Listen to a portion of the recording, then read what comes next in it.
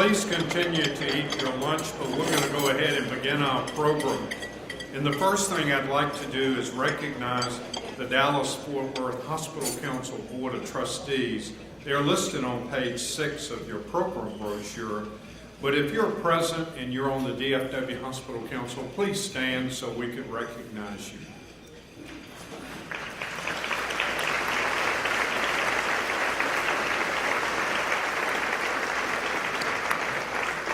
Thank you for being here.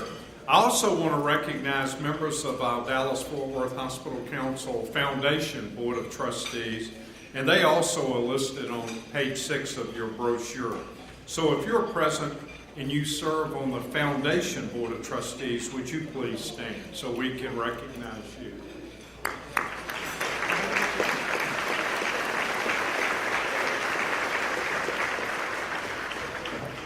This event would not be possible without the help of the valuable input, assistance, ideas, and thoughts of the 2018 Employee of the Year Event Committee. And this group of volunteers is made up of hospital representatives throughout North Texas. They are responsible for today's overall theme, selection of our speaker, and the location. They are listed on page 23 of your program, and we certainly appreciate everything they've done. And if you're present, would you please stand so we could recognize you?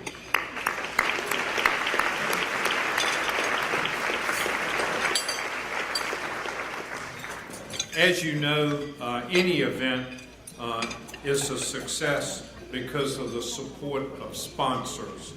And our platinum sponsors today, and we're very appreciative, Hall Renda and Max Stewart is one of the partners with Hall Renda, who has just been a tremendous supporter of the Hospital Council over the years. So to Hall Renda, Mac, and team, we thank you.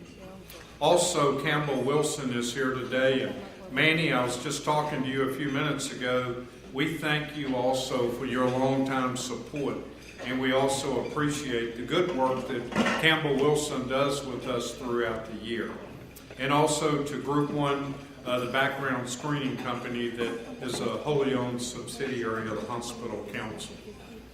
Our media sponsor this year is Denatech, and Larry Holland. We thank you for the great work. You printed the program brochures and they look fantastic, and we just appreciate your support in being the media sponsor. We also have a gold sponsor present, Accenture. They're the strategy and technology firm. Mark, Tiffany, and Brandy have supported us throughout the year, not only at this event, but other events. And so we certainly thank Accenture for their support. Our silver sponsor is Technion Data Solutions, and we so appreciate the support they've given us for this event. Our bronze sponsor unfortunately couldn't be here today, but they bought a table and donated a table.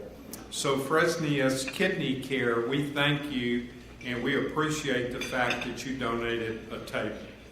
And obviously it goes without saying, our hospital sponsors are an integral part of this event and continue to make it a success.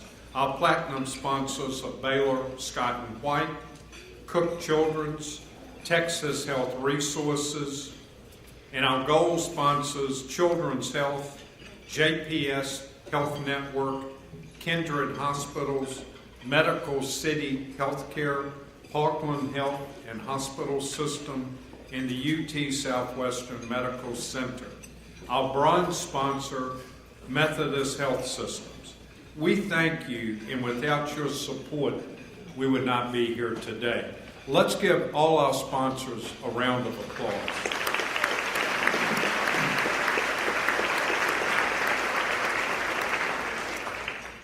And not only thank you to the hospitals, but to the colleges of nursing and health science programs here today.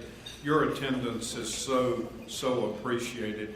And we appreciate the way you support this event of recognizing the employees that do so much, and the volunteers and the physicians that help give us the best patient care in the country.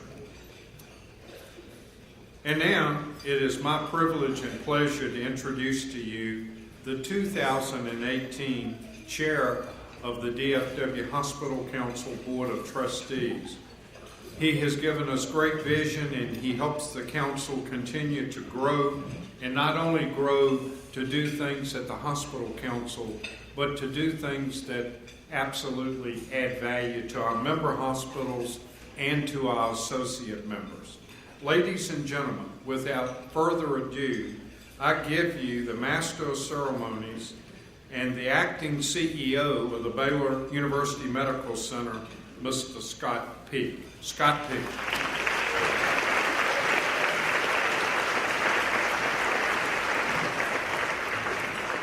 Good afternoon. Many of my colleagues have asked, well, are you going to entertain us? Do you have any jokes? Well, first off, I'm not entertaining, and secondly, I don't know about you, but there's way too many HR people here for jokes. So I will, yes, thank you. So I will, thankfully for you, stay to the script. It's an honor to be here today and to recognize so many wonderful employees and volunteers and physicians for the great work that you do. When you think about the events that Steve referenced and the folks that are grieving in our communities and the new life that's brought into our hospitals every day and the grace with which you guys handle critical end-of-life decisions, it really is inspiring. And so it's our great pleasure at the Hospital Council to honor so many of you today. I would now like to introduce our featured speaker. In support of our theme, Caregivers Matter, a Survivor Story, the Hospital Council Foundation chose Rebecca Gregory to serve as today's guest speaker. I don't believe any of us will ever forget April 15th, 2013, when bombs exploded during the Boston Marathon.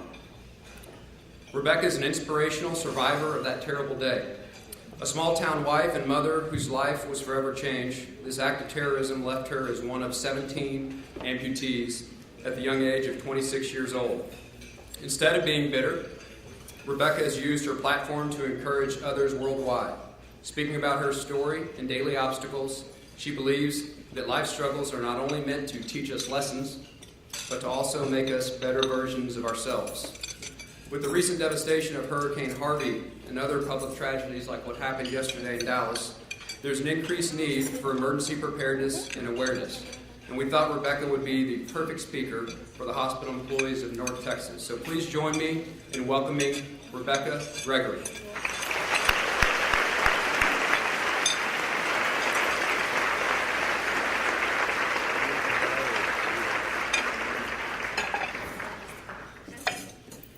Thank you so much.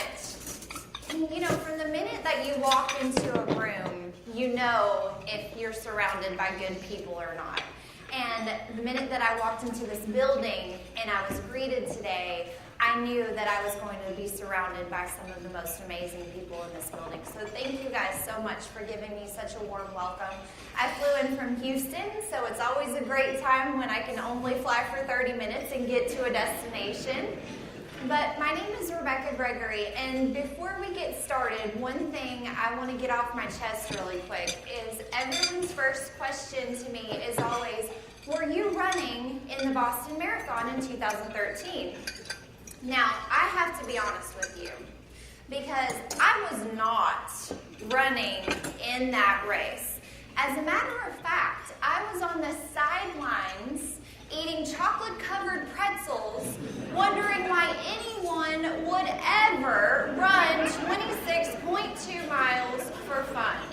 Am I right? Now, I have great appreciation and I have come to know and love marathons in general and as a whole, but that was not me at that time. It was my 26th birthday weekend, my first time ever in the city of Boston, and I had gone on there to cheer on a friend who was running, and I was on the sidelines. And I actually went with my 5-year-old son. And so it seemed like a great idea at the time. We were going to fly up from Texas, attend the marathon, first time ever in Boston, so we toured the city, we caught a Red Sox game, and we were having a great time. But there was something that I forgot. I forgot that there was going to be 500,000 people there, and I was bringing my kindergartner to a marathon of all of those people. And so we started out our day at the 17-mile marker, and everyone was holding up their signs, and the atmosphere was contagious, and we were having such a great time. But as you can see, this is my little boy in the picture, and he starts to get really bored really quickly. And so all of a sudden, we're at the 17-mile marker, and he's tugging on my clothes. Mom, Mom, when are we going to leave, Mom? I'm so bored. And then I start thinking, man, I really should have thought more about this.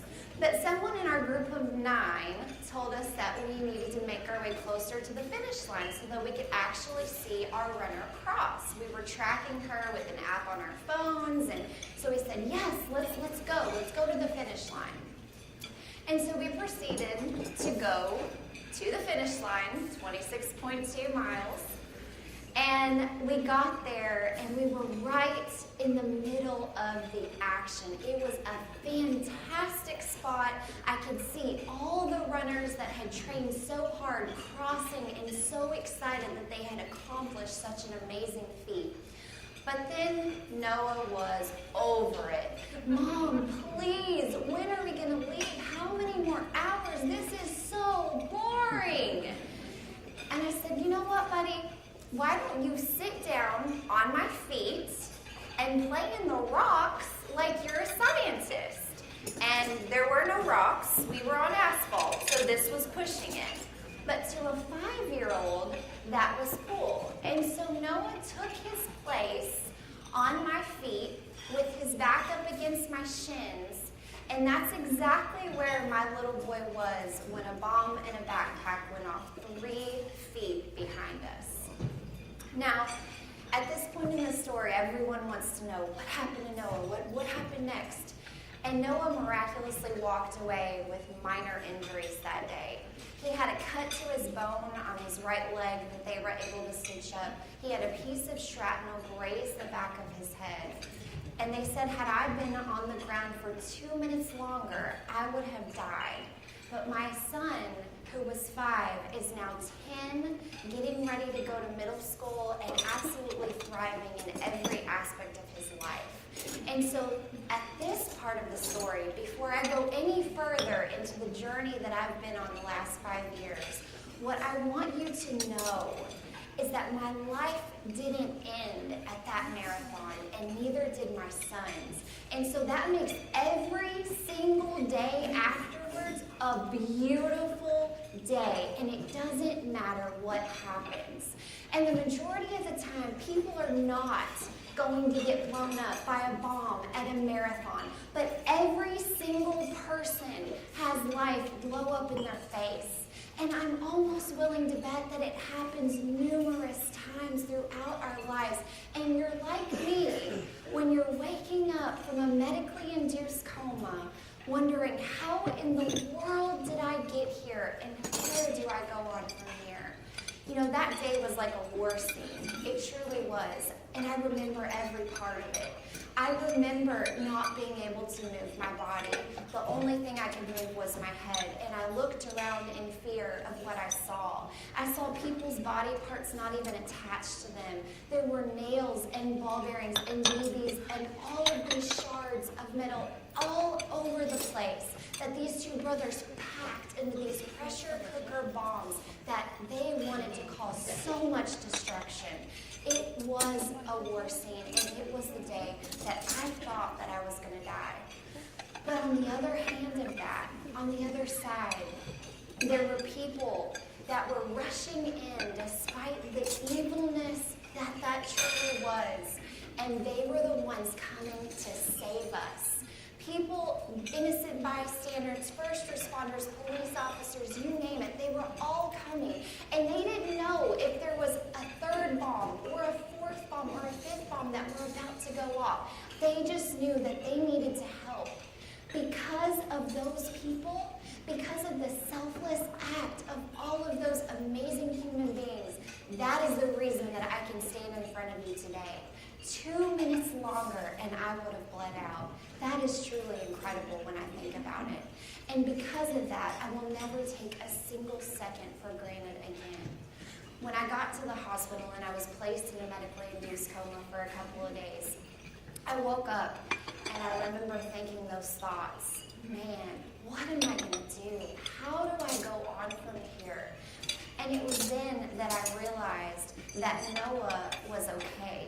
Because by the time I was waking up from a medically induced coma, he was coming to visit me from another hospital because we had gotten separated. No one knew that we were mother and daughter. All they knew was they had to get us to the hospitals. And so really quickly, my priorities were in order because it didn't matter what had happened to me. My little boy was okay, and I knew where he was when that bomb went off. He was sitting on my feet, and so no matter what I had to go through, it didn't matter. And the doctors came to me and they said, Rebecca, this is really, really bad. And we have some good news and we have some bad news. And the good news is you're going to be okay. But the bad news is you might lose your right leg. You most definitely are probably going to lose your left. You might lose your left hand, and you have a lot of internal injuries that will just basically forbid you from ever having kids again. Now that's a lot to take in after your 26th birthday. That your life is forever changed, and now all of these people are coming in just to piece me back together. So many different teams of doctors every other day, surgery after surgery after surgery. And standing here before you today, I can tell you that I've had 67 operations to repair damage from that one bomb. The most recent of which was in November, when I had to do all over again, learning how to walk and getting my prosthetic and the whole 9 yards. And so 5 years of my life, I've been on this journey trying to pick up the pieces of everything that was tried, or that they tried to take from me that day. And what I've learned is that life is hard. And when life is hard, you have so many decisions that you have to make. But very early on, I decided I was going to count my blessings and I wasn't going to count my problems. And every time I started to try to feel sorry for myself, every time I looked around the room, I saw the care and the love from so many strangers that I was getting that became some of my best friends. I had a day nurse and a night nurse that have been in every aspect of my life since Boston, and I think that's a really amazing thing. There's doctors that I talk to regularly. There's people from all over that helped me in one of the toughest points of my life. And I feel like, we get so caught up in our day-to-day, and especially with even healthcare. You do the same things, and you go home and you have all of this stress, and you're exhausted, and you're in this routine and in this rut, and you're wondering how you're going to survive to make it to the next day, and what's the point? The point is this: the patients that you're treating are people like me, because you may not remember us, but we remember you. I remember all of the beautiful people that came in and helped me when I felt lower than I have ever felt in my entire life. I remember the teams of doctors that would sit down with me and treat me like a human being. I remember the nurses and the nurses' aides that would look all over the floor to try to find me that hair, I'm not exactly sure what it's even called, the bath thing that you can actually wash your hair in, the basin, because I have long hair and those dry shampoo things do not work. But they did everything they possibly could to just treat me like me. And so I was in this foreign city, away from everything I knew, and my life was literally in shambles before me. But these people were helping me piece everything back together. When you look at your life and you know that it's going to be hard, but you continue to count those blessings and not those problems, life becomes more beautiful. People around you become more beautiful. For 26 years, I expected to get out of bed and put 2 feet on the ground. And when I couldn't do that anymore, my priorities shifted big time. And I'm thankful for that. And my leg wasn't taken right away. A couple weeks after Boston, everything kind of calmed down a little bit. I was still going through surgeries. The doctor came and said, we can save your right leg if you saved your left hand. At one point in time, my bones were sticking out and my skin was filled all the way back to my wrist. And so they stitched me up and they pieced me together and they said, your left leg is really bad, Rebecca. But we want you to try to hold on to that. We're going to do everything we can for you to hold on to your left leg. And I said, okay, you know, and you've seen these things, and so I trust what you all are going to do. And so for 18 months, I did that. I did a process called limb salvage. And I spent 56 days initially in the hospital. And after that, I was having surgery every other week, every 2 weeks, every month for a year and a half of my life. Year 26 and year 27, I spent either in the bed or in a wheelchair. I was on 37 different pain medications a day. I was exhausted in every aspect, physically, mentally, emotionally. And I wondered why I had even survived this. Why, what purpose do I have? And every time I started to wonder, people would come into my life for just this huge reason. You know, sometimes you just know that a person is supposed to be there.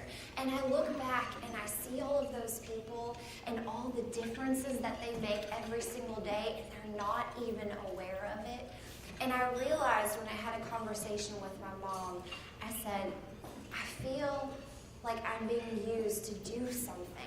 And she said, Rebecca, you need to speak out, because every single person goes through something. Everyone has their blow-ups, their bombs that go off in their life. And so if you can use your story, use your struggles to inspire one other person, then that is worth it. And all throughout my recovery, I decided I was going to count those blessings, that life was going to be beautiful. And I said, you know what, you're right. And so I started speaking out about it. And I said that I'm going to be as vulnerable and transparent as I can be, because you never know who I can help by doing that. And so for 18 months, even though I was in a wheelchair, and even though I was the most depressed I'd ever been in my life, I still saw this light at the end of the tunnel. But you know, when life is hard, it gets harder. And we all have decisions that we have to make. And on November 10th of 2014, I made one of the biggest decisions I will ever have to make in my life. And it was to cut out what was holding me back.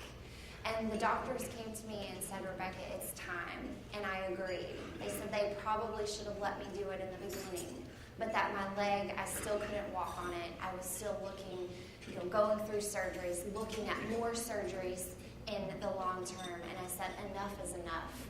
Because there are times in life where we make these decisions and they are going to be absolutely terrible. But if I've learned anything, it is that the worst chapters of our lives sometimes bring us to the most beautiful chapters of all. And so for me, on November 10th, I decided I was going to cut out what was holding me back. In fact, I said it was like a bad boyfriend.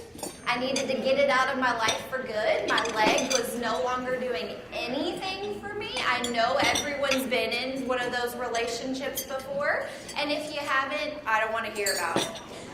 But I said yes, and so we actually had a going away party for my leg. I might be a little crazy, but my family had been through so much.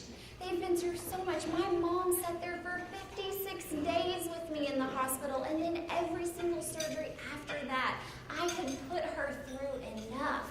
And so I said, this is not going to be a low point in my life. My amputation is going to be me moving forward, me deciding that this isn't going to define me. What defines me is everything I go on to do afterwards. And I was so excited. And so I got one last Boston Strong blue and yellow pedicure. We had our going away party, and I sent that bad boyfriend out of that door. And when I woke up from from that surgery, I wrote, "It's not you, it's me" on it too. Because it wasn't, right? But when I woke up from that surgery, everything seemed clearer to me. And I was so excited and I was elated. And I said, you know what? This is the time where my life truly starts. Because I'm no longer going to take for granted everything that I used to. I am going to start living in a way that I never have before. And you know why I can do that? It's back to those people who took me in at my lowest points and loved me. Because it wasn't just a job to them that they were going to every day. Sure, it might have started out that way. But I hope that they know just how much they saved my life. Just how much that they changed me. That they changed my entire outlook, my entire perspective. I feel like sometimes in life we get so exhausted and we don't feel appreciated and we wonder why we're doing what we do. But then we get these little glimpses, those people, those moments, those reasons that keep us going, that make us, that remind us that we all have the power to make such a difference. And you always hear, you can make a difference and you do all of these things and what you bring to the table. But what the most amazing part about that is what you bring to the table and someone else does too. And that connection right there, when we talk to people, when we support each other, when we love with all of our hearts and everything that we have, that is a beautiful life. And so for me, that was what I was going to start doing. I wanted every portion of that. And I knew that when I put my prosthetic leg on at the end of every day and took it off at the end of every day and put it on at the start of every day, I was not going to look at it as a burden. I was not going to get out of bed and think, I wish this never happened to me. I was going to feel grateful that I had a daily reminder of how short and precious my life is, and I'm going to live it out every single moment, the good and the bad. It's interesting how much our minds get shifted in one way or another when something happens to us. We can decide that we are stronger, but it's so hard sometimes because you feel so utterly defeated. And I remember my mom coming to me and she took my hand and she just started sobbing. And I hate when my mom cries. And she said, Rebecca, I don't want you to have to do this, but I know that you have to. And so why don't you opt to get a prosthetic leg that looks like a cosmetic leg? Because there's some out there that are fabulous. You cannot tell the difference between a real leg and a fake one. It's genius. And my mom had this idea in her head. I want you to get one of those. I want you to feel like a lady. I want you to wear shorts and dresses and not let this take away from your life. And I took my mom's hand back and I said, Mom, if I were to do that right now, at this point in time, it would mean that I was ashamed or that I was trying to cover up something that I was afraid of. For me, part of getting this prosthetic leg and deciding that this is not going to define me is saying that this is my mark of survival, that this is my way to try and help other people. And I'm going to rock dresses, and I'm going to wear shorts, and I'm going to get my toes painted every 2 weeks because, hello, I still have 10 of them, fake or not, right?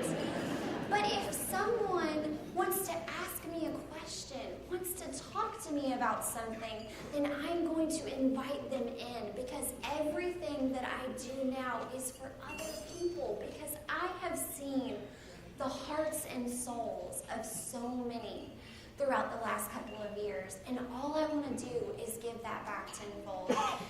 Before Boston, I got held up in a Walmart parking lot and robbed at gunpoint. I thought that was going to be the highlight of my life. Nope, not even close. And I'm not naive to think that life is going to be one big fairy tale from here, and it hasn't been. But I know that my priorities and my perspective is right. And so going into the next day and waking up grateful to be alive and grateful for all the things that I have been blessed with, that that's a great start. And this is never going to be who I am. This is the leg that gets me to the places that I want to go. So how can I be angry about that? And, it's tough walking on a fake leg. I'm not going to lie to you. When I first stood up on it, I said, oh, holy moly, I don't know how in the world I'm going to do this for the rest of my life. And that same girl that wasn't running in the Boston Marathon decided not only was I going to get a prosthetic and walk, I was going to go back and run. Now, when I first stood up, I said, how did I just promise this to everyone that I'm going to run in the Boston Marathon when I can't even walk out of this doctor's office? And I would go to the mall and I would watch people walk and I would mimic their steps and I would work out at the gym 6 days a week. I became this machine. It was insane. And I was probably certifiably crazy at that point too. But for me, it was part of accepting this. It was part of saying that you guys didn't destroy me. You made me stronger. And I think that with each thing that we go through in our lives, if we look at it like that, if we look at the lessons that we can take away from it, if we can look at the courage and the strength that we can draw from, it's truly an amazing thing, because I would have never thought that I could do the things that I've been able to do. And on April 20th of 2014, 3.5 months after I got my prosthetic, I ran in the Boston Marathon. I went back to the place that I should have been so afraid of. I went back and I said, those two brothers did not win. And 2 weeks before the marathon, I had gotten up to 16 miles. That was huge for somebody that had never run before, especially just getting my leg. But I was so determined. And then I got home that day, and I was completely elated and excited and ready. And I took off my prosthetic, and it was killing me. And I looked down, and it was nothing but blood. I had busted open the entire end of my leg, and my doctor was not happy about that. But he said, Rebecca, there's no way that you can run in this marathon. You can't do it. And I said, but listen, you can't tell me I can't run, because I have to. I have to show that I can do this for myself, for my family. And so what we agreed upon was that I would run the last 3.2 miles of that race. And 3.2 miles for me meant the day that I got my prosthetic, Felicia. And there we go, Felicia. And it meant to me that this was the start of everything that I was going to do. And so on that day, it didn't matter the amount of miles that I ran. What mattered is crossing the finish line. And the reason that I choose to tell that story is not to give me any praise for running, because I'm still not a marathoner, but because everyone, whatever they're going through, they can learn and they can appreciate things so much more, because when you get to that finish line, it is the best possible place you can be. The end of that chapter. And that's the most incredible part, is because whatever is happening right now, it's going to end. That chapter is going to end. And sometimes that leads you to the most courageous and bravest places of your life. That same year, I testified in the trial of the remaining bomber. And it was one of the hardest things I've ever had to do. I had to confront the man in person that almost took my son from me, that almost took my life, and the lives of so many precious others. And the Boston, we call it our Boylston Street family, the people that were injured that day that I've come to know and love, the hardest thing that I've ever done is sit in a courtroom and watch someone that obviously did not care and wanted to inflict more harm on people. It was one of the most difficult moments of my life, but I'm so glad that I did it. And I testified, and he wouldn't ever look at me. The remaining bomber wouldn't. And I got to go back, though, and I got to give a victim impact statement. And I had to Google what a victim impact statement was, because I've never been a part of a federal trial before. But when I saw what I had to do and tell him what pain he's put me through, what my injuries are, and all of the harm inflicted, I went to the U.S. Attorney and I said, listen, I will give a statement, but it will not be like any other. And I got up there and I said, I was asked to give a victim impact statement today, but in order to do that, I would have to be someone's victim. And I'm not yours, and I'm not your brother's. And what I went on to say is that no one will remember their names. What they're going to remember is what everyone has gone on to do afterwards. All of the love, because the hate that stretched for a couple 100 feet, we have seen love stretch for thousands and thousands and thousands of miles. And that is what it all comes back to. Because no matter how much bad stuff, really bad stuff is in the world right now, there is so much good. And what I see is that people, the majority of people, want to be a part of that. I want to be a part of that. If I can stand up here and rehash some of the toughest parts of my life to a room, if I can touch one person, that's what I have come here to do. And that one person can spread their light, the light that I've given them, to one other person, and one other person, and one other person. And I will never know the magnitude of what my one light has truly done. But I want to know every single day when I lay my head down on my pillow at night that I have tried. Because we all have stuff. And that's what I always come back to. There is always going to be problems.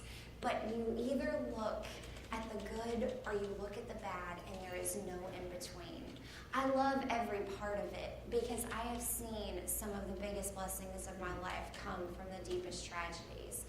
Two of my biggest blessings were reconnecting with my college boyfriend after all of this happened. A guy that I hadn't seen in 10 years.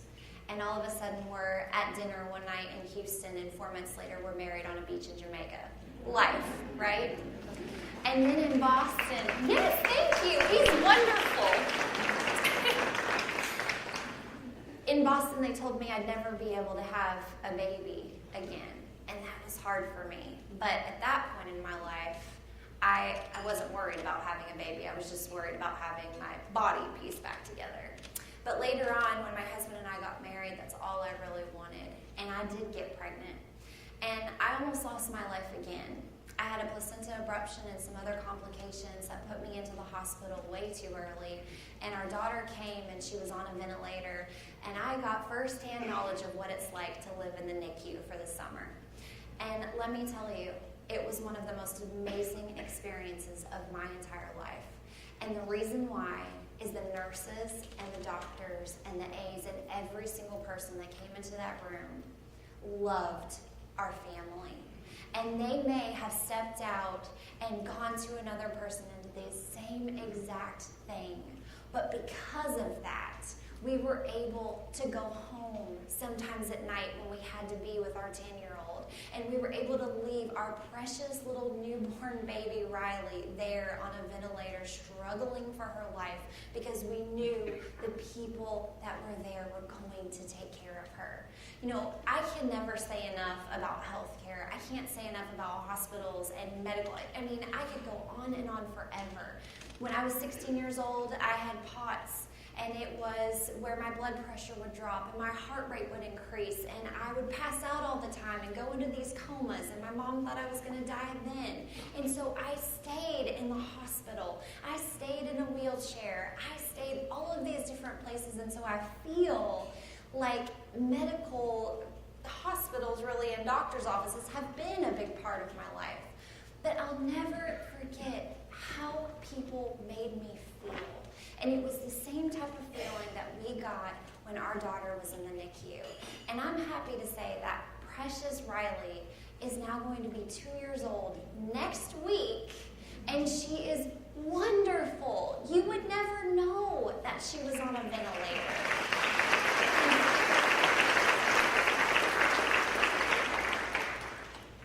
So many people are masked, they have these masks on. And while I can wear my disability and people know that something has happened to me. There's so many that can't. And the emotional is sometimes what really eats us up, and it eats us alive every single day. That's why it's so important to be vulnerable. That's why it's so important to be transparent and support and love each other. Now, I deal with PTSD on a regular basis because the things that I saw that day, I can never unsee. The body parts, the horrible images in my head will always be there, I think. 5 years later, it doesn't get easier. But what I've learned is that the reason I'm here today, the reason I can talk about it, the reason I can rehash is the support of so many others. And lots of therapy. Therapy is good, by the way. We need each other. We need to remember every day why we wake up. We need to think to ourselves that yes, life is hard, and maybe you're going through something really tough right now. But you need to also remember why you wake up in the morning, what your blessings are, who comes in your life and makes you smile and gives you so much joy. Because the world can take away our joy in an instant. It can take away every ounce of happiness we have just by driving to work in the morning because of traffic, especially if you live in Houston. We've already discussed this at my table today. But the point is that life is so much bigger than just what's going on in the day. And you have the possibilities. The possibilities are endless of what a difference you can make in the lives of others. Today, I'm so honored to be with you. I'm so honored to be in a room full of people getting awards for just that, making differences in the lives of so many different people. Will it always be hard? Absolutely. I feel like that is just life. And we're not going to be naive to think, just like me, that life is going to be a fairy tale from here. But keep going through those chapters. Keep deciding that your blessings outweigh your problems. Keep having life be beautiful because you never know where it's going to take you. You know, this past month in February, 2 months ago actually, my husband and I launched Rebecca's Angels Foundation. And it's for children with PTSD due to trauma. We're funding an amazing therapy program that's outside of Orlando. And my husband and I are taking a leap of faith, and we're moving our entire family to Orlando, Florida, to partner with this institute that is really going to just be incredible for our children's program. I never knew 10 years ago, 20 years ago, what was in store for my life. And if you would have asked me, even if I was going to speak about it in college when I was in school for nursing in my public speaking class, I would have thought you were crazy because I hated it. My hands would tremble, my legs would shake, and it was the worst class ever for me. But life has an amazing way of transpiring and opening you up to so many different things if we allow it to. And so every day I wake up and I don't know where I'm going to be on a day-to-day basis or a month-to-month or a year-to-year, and that's the exciting part. I know that life is going to be hard, but I also know that there are so many exciting opportunities that I am wanting to just take every single moment. I want to take complete advantage of the life that I have because I don't know how long I have left, but I want to live it to the utmost of my ability. And I want to remind people in here to do the same because whatever it is, life is always going to be more beautiful than any of our problems. I want to thank you so much for having me with you today, for allowing me the honor to be in a room with such incredible people. I hope that at least one person was inspired by something I said. And I want you to go out the door feeling ready to conquer the world because what you do every day matters so much. And if no one has told you lately how appreciated you are, I am telling you right now, because of people like you, you saved my life in so many different ways. And this is why I can be the person that I'm trying to be today for my husband and for my kids and for everyone around me. Because people like you stepped in when I was at my lowest and gave me their all. So give your love, give your support, give your encouragement and your talents and your blessings every single day. And when you lay down your head on your pillow at night, know that there is a person in Houston, Texas who appreciates you so, so much. God bless. Thank you so much.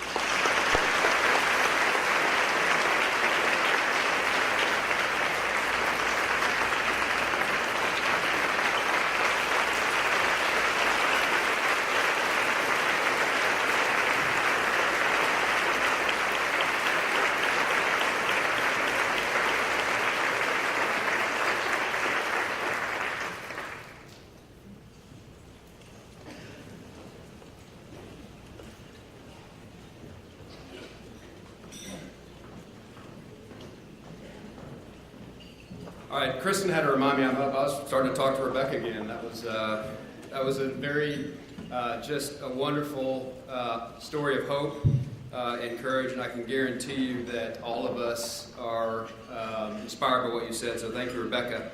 Now we'd like to begin with the awards portion of our program, and we'll start with our scholarship winner. And to present this award, please join me in welcoming the president of the Dallas-Fort Worth Hospital Council Foundation, Ms. Kristen Jenkins.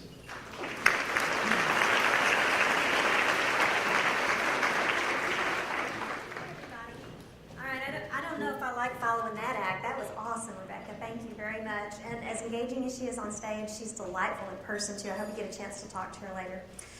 Thank you so much for everyone being here today. We're about to give you all that love she was talking about for being our caregivers and for being the caregivers of our caregivers. So thank you, and we'll get started. It's a pleasure to be here, and I'd like to mention the donation, actually, for our winners from Vestigen Technical Textiles. Vestigen makes active barrier fabric. It's a technology designed to make a difference for healthcare workers and their patients. They have garments that are engineered to have a liquid protection and infection control properties. And in addition to your normal awards this year, every winner today is going to receive scrubs or lab coats, courtesy of Vestigen. So, something you can truly use. Yeah, thank you, Vestigen. Appreciate it. Now I get to honor our Rex McCrae Scholarship winner, and I wanted to tell you a little bit about our organization and about this scholarship for our caregivers.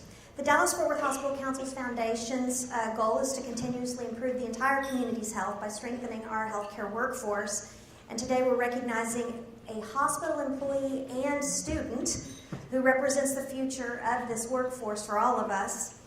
We offer our support for her studies, and we hope very much to inspire her career in healthcare. Rex McCrae, who this award is named for, displayed a real and amazing dedication towards improving health and strengthening our workforce during his 28-year tenure as the president and CEO of Arlington Memorial Hospital, now Texas Health Arlington. He led an innovative campaign to alleviate the nursing shortage in North Texas, and his efforts inspired the endowment and name of the scholarship today. Rex passed away in 1998. We've been missing him, as has his lovely wife, for many years. But we will always remember his extraordinary work. And we'd like to honor his wife, Suzanne McCrae, who's with us today. And she's over here. And Suzanne, if you'd please stand so we can recognize you. Thank you for your gifts.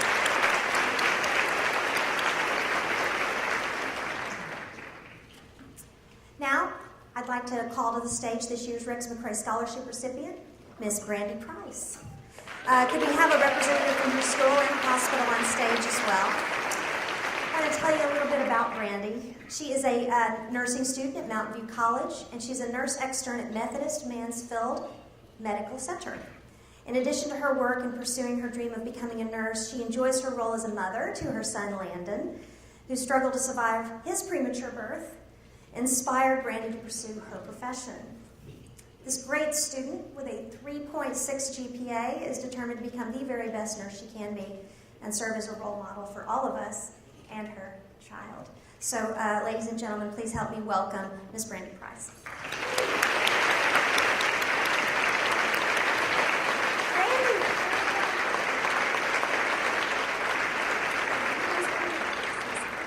Okay, come on up. Sure.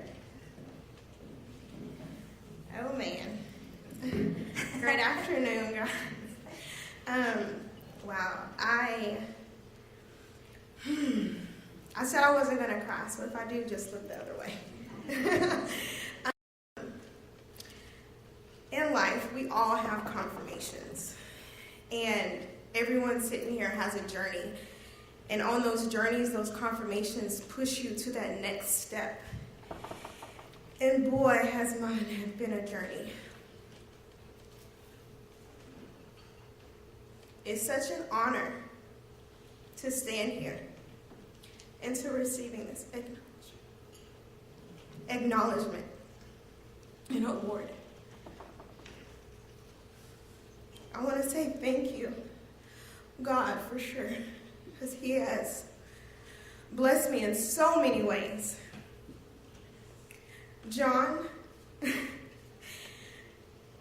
you have no idea on what impact that you put upon my life. In orientation about 5 years ago,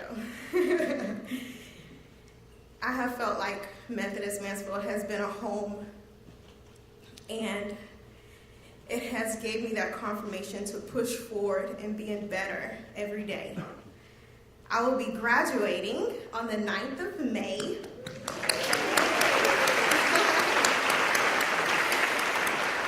And it's because of everyone in this room, my mom, my dad, my brother and sister, and for sure, my baby boy is probably here now. You would never thought he was in the NICU, so I completely understand that NICU family life that I was in, and that is, again, what has pushed me to becoming a nurse. So thank you so much.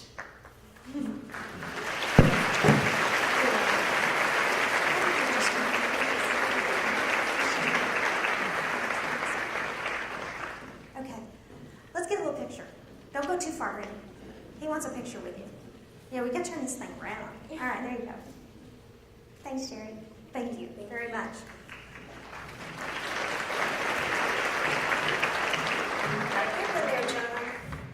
All right, it's now time to recognize our employees, our volunteers, and physicians for all of their excellent service. The Employee of the Year Award has been going on for 22 years and recognizes non-management employees and physicians. This day is about people who are at the bedside, our patients, and those who assist us behind the scenes, really, to ensure that hospitals operate at our peak performance. Today, we're also going to recognize people who are outstanding workers in our community, in our system offices. Of course, our doctors, our volunteers, our preceptors. So we're very, very grateful to have so many of you here. In fact, I was just told this is the first year this has ever happened. I believe we have all of our nominees here. So I'm very, very excited about that. Each nominee was selected by their hospital because of their outstanding service over the past year, and simply put, they are all winners, all of them representing the very best of health and healthcare in North Texas. I want to tell you how this is judged. So it's important for you to know that the Dallas-Fort Worth Healthcare Human Resources Association, people who know a lot about evaluating folks and their accomplishments, judge these awards behind closed doors this year on March 28th. They really had a hard job. They were there really late in our offices. It was great. They're listed on page 25 of your program, and I would like very much for them to stand up today and be recognized for their contribution in doing this work for us. So HHRA, please stand. Let's give them a round of applause.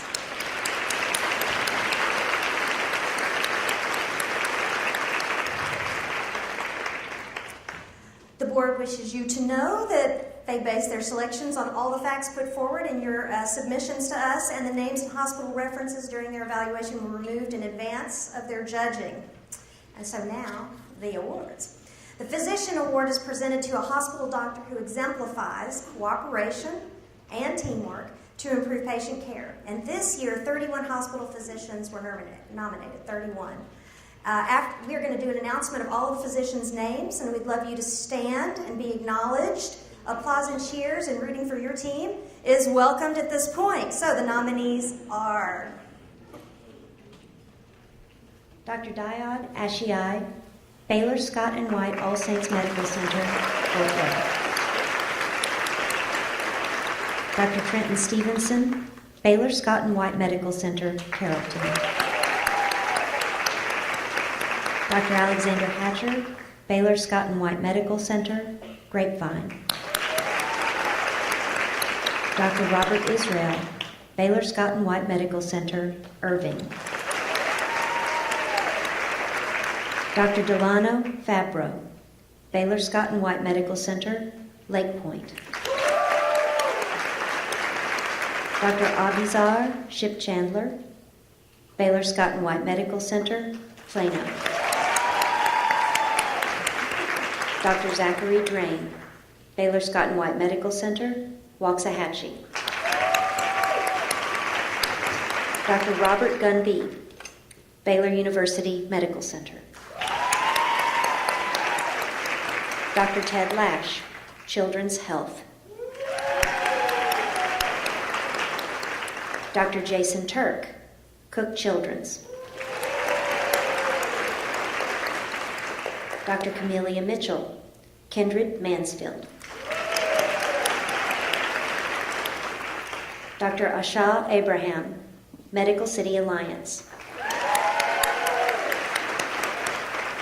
Dr. Kevin Gordon, Medical City Arlington. Dr. Matthew Bush, Medical City Dallas. Dr. Harry Stinger, Medical City Denton. Dr. Eric Axine, Medical City McKinney. Dr. Anna Tron, Medical City Plano. Dr. Jeffrey Butterfield, Methodist Charlton Medical Center. Dr. Les Clear, Methodist Dallas Medical Center.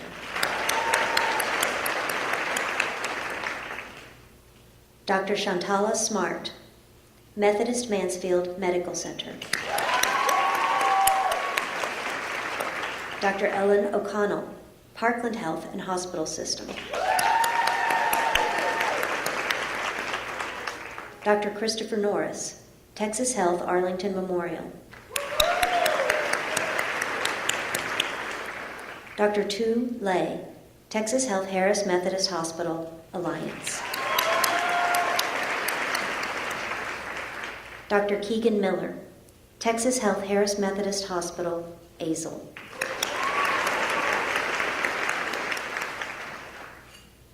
Dr. Oladipo Afolabi, Texas Health Harris Methodist Hospital, Fort Worth. Dr. Stephen Hurlbutt, Texas Health Harris Methodist Hospital, Hurst Euless, Bedford.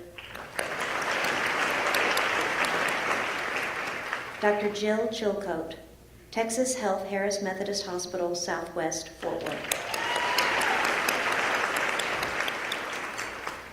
Dr. Sean McMurtry, Texas Health Presbyterian Hospital, Allen. Dr. Natalia Palacio, Texas Health Presbyterian Hospital, Dallas. Dr. Nancy Donachie, Texas Health Presbyterian Hospital, Plano. Dr. Francesca Lee, UT Southwestern University Hospital.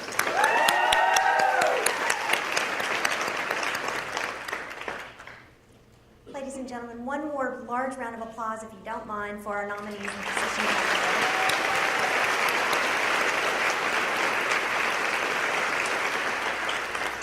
Thank you so much for being such wonderful caregivers and partners in the staff models at our hospitals. I love to see so many physicians here today, and we appreciate your work so much. I'm very proud to present this year's award. There were a lot of impressive nominees this year, and because of that, the HHRA completely chickened out and gave it to 2 doctors. Which I love, because then I get to talk about 2 of them, which is fantastic. The very first of the 2 for this year goes to our first physician winner, Dr. Abizar Ship Chandler, Baylor Scott and White Medical Center, Plano. A little bit about Dr. Ship Chandler. He's a hospitalist for the inpatient care unit. He serves as a clinical preceptor for medical students.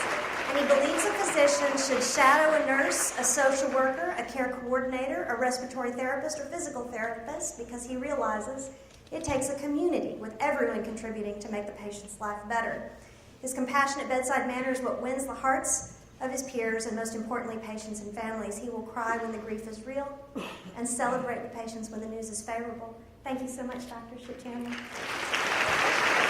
appreciate it. Will you say something for us, and I'll give you your award? Thanks.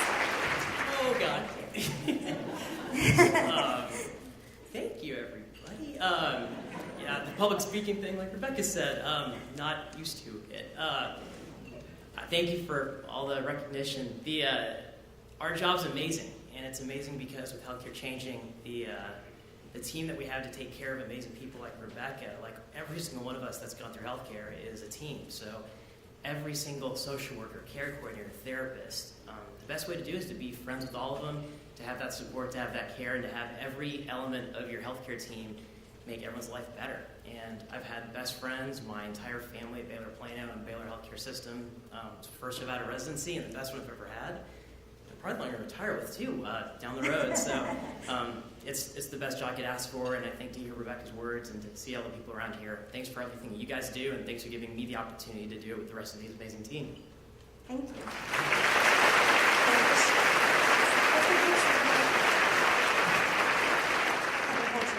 I'll hold your present. Okay, great. Sure. Thanks, Jerry. Thank you so much, Doctor.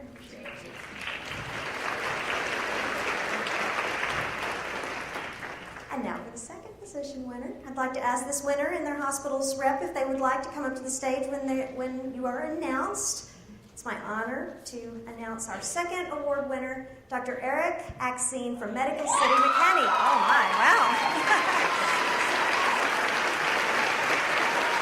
Dr. Axine is an emergency medicine physician. He started as a high school chemistry teacher. He tortured me younger, I know. Those chem teachers are tough, but he had a calling for medicine, so he went back to medical school. He's known for his caring attitude, recently helping an employee facing eviction to help obtain a grant from Medical City McKinney's Hope Fund. And when he enters a patient room, he introduces himself by saying, "I am Dr. Axine, and I'm going to take care of you like you were my family." Thank you, Doctor. Can you say it?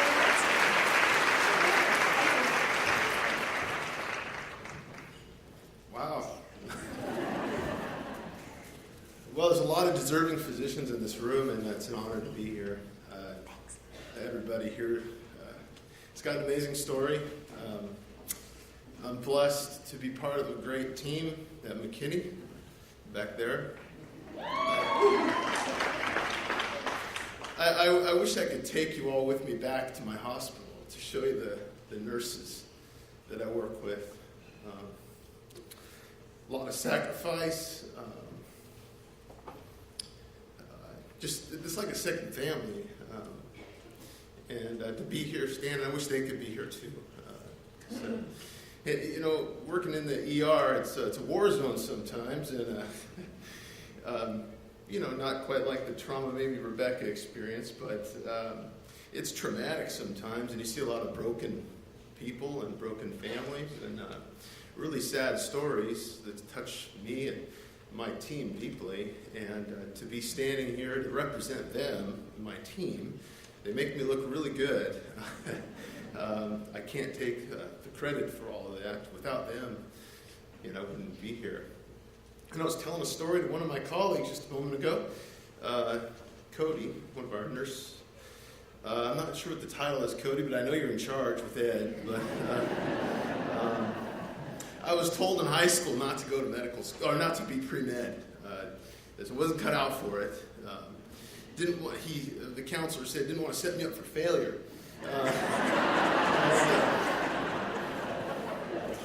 Well, I think it's my faith in Christ that got me through. And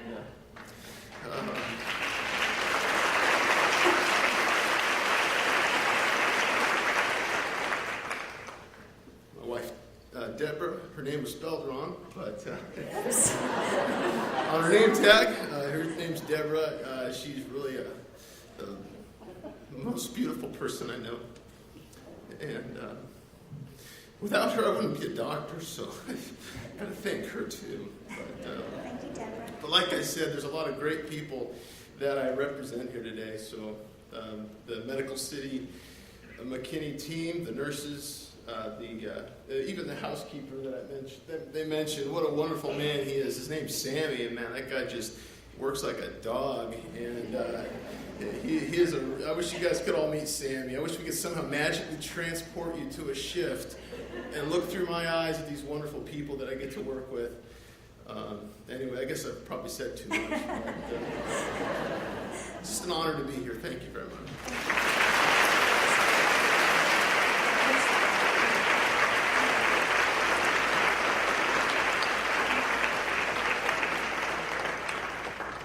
Thanks.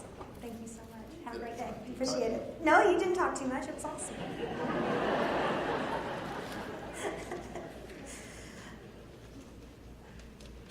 Those were great. Thank you. Next, we are fortunate to be able to present volunteer awards for our hospital volunteers. They're committed to service. This year we had 32 hospital volunteers who were nominated. And please, as your names are announced, stand and be acknowledged, and y'all cheer for these folks as well. They give it to us, and we appreciate it very much. Thank you. The nominees are Georgia Papaleodis, Baylor Scott and White All Saints Medical Center, Broadway. Patricia Hefton, Baylor Scott and White Medical Center, Carrollton. Bud King, Baylor Scott and White Medical Center, Grapevine. Don Nicholson, Baylor Scott and White Medical Center, Irving. Donald Wall, Baylor Scott and White Medical Center, McKinney. Patty Williams, Baylor Scott and White Medical Center, Plano.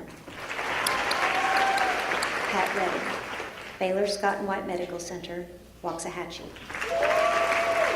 Melvin Jones, Baylor University Medical Center. Janice Holmes, Children's Health. Lena Neswadamy, Cook Children's. Linda Carlisle, JPS Health Network. Nikki Lee Hoover, Medical City Alliance. Bobby Calhoun, Medical City Arlington. Ginger King, Medical City Dallas. Bob and Kathy LaCroix, Medical City Louisville. Suzanne Tucker, Medical City McKinney. David Reiner, Medical City Plano. Ivory Hendricks, Methodist Charlton Medical Center. Mike Coney, Methodist Mansfield Medical Center. Marilyn White, Parkland Health and Hospital System. Norma Dixon, Texas Health Arlington Memorial Hospital. Patricia Mitchell, Texas Health Harris Methodist Hospital Alliance. Anna Carlson, Texas Health Harris Methodist Hospital, Azle. Carolyn Ashcraft, Texas Health Harris Methodist Hospital, Cleburne. Elaine Welgehausen, Texas Health Harris Methodist Hospital, Fort Worth. Glenda Nixon, Texas Health Harris Methodist Hospital, Hurst Euless Bedford. Nancy Lynch, Texas Health Presbyterian Hospital, Allen. Mike Stovall, Texas Health Presbyterian Hospital, Dallas. Kim Davis, Texas Health Presbyterian Hospital, Denton. Claire Copeland, Texas Health Presbyterian Hospital, Plano. Stella Gressler, UT Southwestern William P. Clements Jr. University Hospital.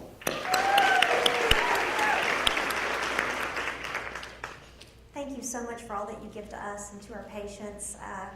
We also have volunteer opportunities open at the Dallas-Fort Worth Hospital Council Foundation. Many of you fabulous people have time for us, so thank you very much for being here. It's my honor now to award our Volunteer of the Year, actually 2, because HHRA chickened out one more time for me. There's 2 of you winners here in the room. In our very first envelope here, I'd like to announce our first winner is Janice Holmes, Children's Health Assistant. Congratulations, Janice. Janice began volunteering at Children's in February of 1968 and is their longest-serving volunteer with over 20,000 service hours. She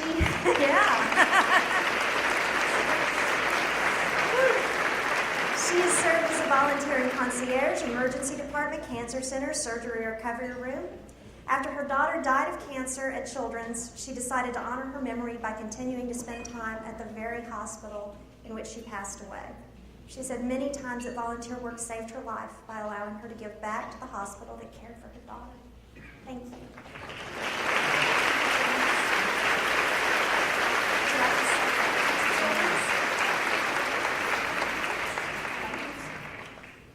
Thank you all. That's quite a surprise. Thank you. And I will say one thing about Children's. There's no place in the world like it. We lost a little girl there, and 2 weeks late after I talked to her doctor, I signed up to be a volunteer. So it's a great place. Thank you. Thank you so much. We're going to get a picture of her. You're wonderful. Thank you. And we'll let y'all get the picture. Thank you.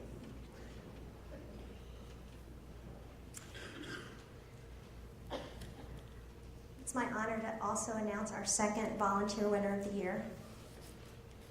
This is a special award. Our second Volunteer Award winner this year is Stella Bressler, UT Southwestern, Clements University. I'd like to ask someone from the hospital to please come up and accept the award with her family. Stella began volunteering at UT Southwestern in 1969 in the thrift shop where she took in donated merchandise to resell and help with student scholarships. Many doctors and nurses benefited from scholarships provided by Stella's work. When Stella learned of patients' families in need of clothing or personal items during their stay at the hospital, within minutes, she had what they needed and gave these items freely. She was a 3-time recipient of the Auxiliary Volunteer of the Year Award and was honored with a Lifetime Achievement Award by her hospital. She also received a Presidential Point of Light Award, naming a Stella Bressler Day in 2012. It's my honor to offer this award to her family. If you could please come up.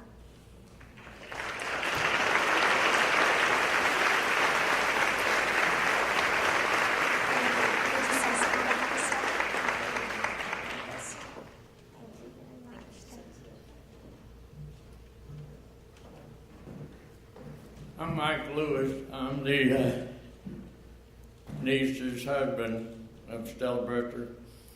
I know she's didn't have any kids, but she took care of a lot of people in the hospital.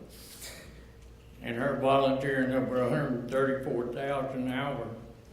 And her husband Bressler, he had almost 1,000 an hour. And they've been working for the old St. Paul, even back when it was a red brick building on Bryant Street. And they volunteered since 1968, Corner Records. And I have a big family. When we wanted to visit them, most of the time we had to go to the gift shop. But the kids, I had 8 kids and they loved the gift shop. So they always came away with something. But we took care of Stella best we could. She didn't want to leave her house. Lived over in Dallas, and we live on a farm about 50 miles away. And I got a phone call from a friend of hers that's not supposed to have a key to a house, but she had one and found her where she had fallen down and called me. and I can drive about 50 miles in about 45 minutes. And we brought her to the hospital to Southwest, and they gave her up for dead about 3 times. But the only thing they did, they made a mistake and were talking in the room when Stella was there. She was only 95. But she knew what they were talking about. And she defied them for 3 different times. Because the last time they took everything off and said, this is it, she's probably going to die tonight. So I spent the night, and her best friend spent the night, and we were watching television. And about 1 o'clock in the morning, her little friend got up and went and looked at her, and Stella was sitting there like this, watching television. So the next morning, the doctor came in, and I said, what the heck? She's supposed to be dying, and she's sitting there watching television. So we knew there was still life in there, and Stella was still in there. And when they started talking about dying and morgue and all this other stuff, she was an 80-pound, tough lady. And she was defying them, and I kept telling them, I said, if y'all going to talk about her dying or something, don't do it in her room. Do it in the hallway, but don't do it in her room. So anyway, the next day, when the doctor came in, I asked him about her watching television last night. And they had told me before, because I didn't want to go back to her house, that we would take her out to the farm. Because I have a wife that was on hospice, that's now in healthcare. And I already have a hospital bed in our house. And I told her we would take Stella if they would make her movable. And the doctor had already told me that she would die moving 50 miles in an ambulance. And after the TV program was on, and I told them, she said, well, you know, y'all talked about hospice and taking her to the farm. And I told her it's still on the table. If you can stabilize her, make her comfortable where she's not in pain, and tell me that she's going to be around for a couple of days, we'll take her. So I went home that night and started making the bed ready, moving, getting ready for another hospital bed, and hopefully Stella. And my daughter went to the hospital and stayed with her that day and called me and said they're going to release her that day. So we didn't have a hospital bed, but we had room for one. And I said, we'll make sure the hospital bed gets there first. Well, it didn't happen. The hospital bed got there 30 minutes after Stella got there. But she made the trip. She lived amongst her family. And her friends that didn't get to see her in the hospital made it to the farm. Now they know where the farm is. And they were getting lost, but we got them there. And she lived for 11 days. And she was still with us for a long time. She would still go to sleep and stuff, but we weren't feeding her. We'd give her sponge coffee and sponge. She liked cappuccino. But she would suck the sponge where you almost had to watch her swallowing it. But she was still alive. She was still joking around. She had a lot of stories from the thrift shop, from the gift store. She had a lot of stories about Mark Buchanan, who's her supervisor at the hospital. That he was always taking the show from her. So. But anyway, I appreciate the award. I think she well earned it. And she's a grand old lady. Thank you. She sounds wonderful.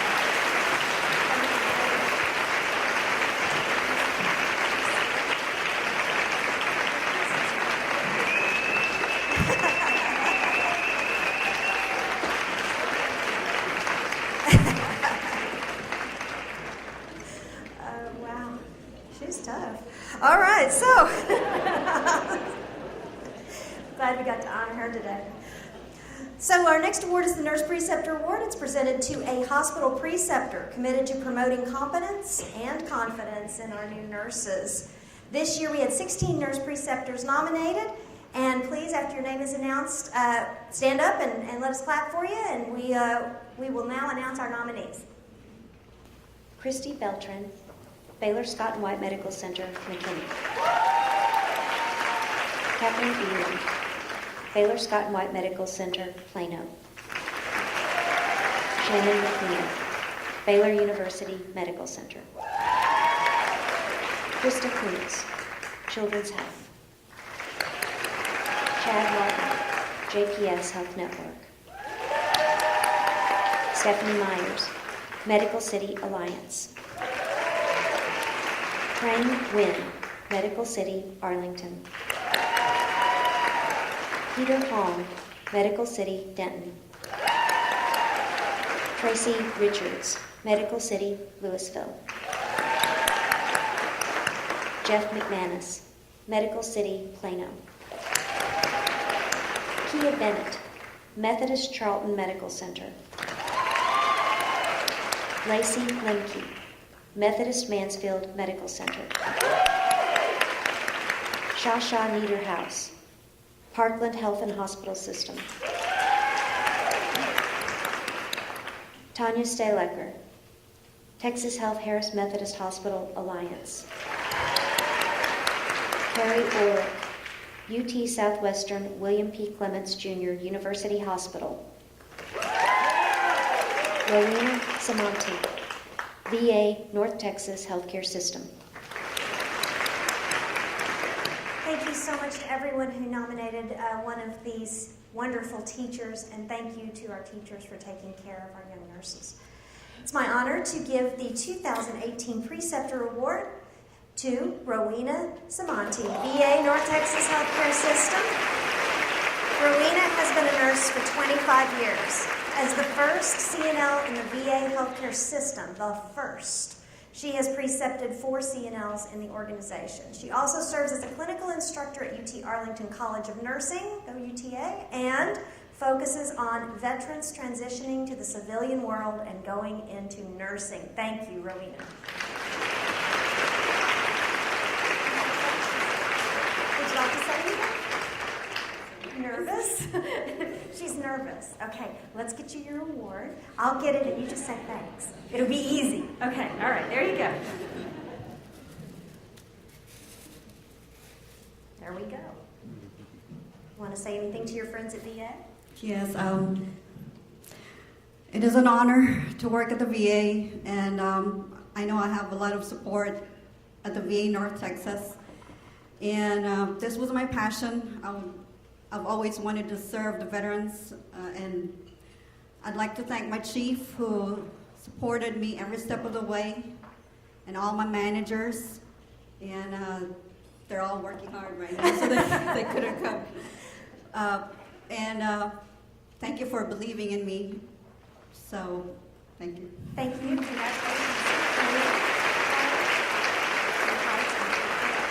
Thank you so much. Thank you, Rowena. So I'd like to now introduce the Vice President of Community and Corporate Relations at UT Southwestern and the Chair of the Foundation Board. Ladies and gentlemen, Mr. Ruben Esquivel.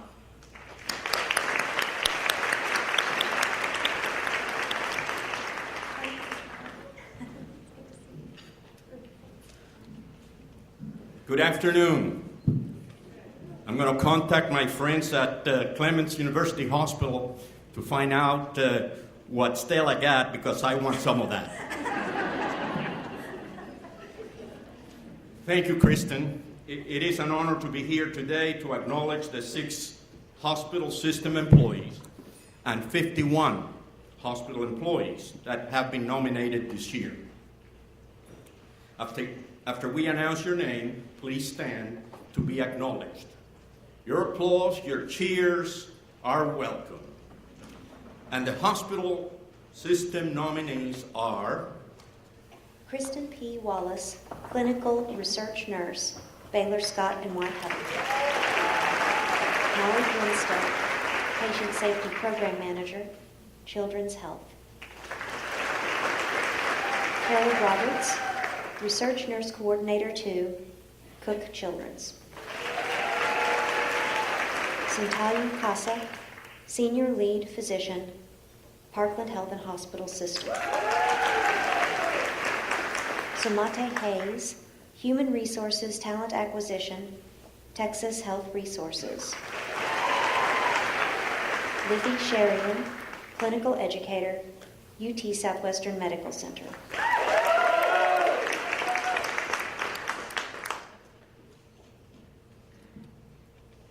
The System Employee Award honors exceptional employees at the corporate level of our hospital systems.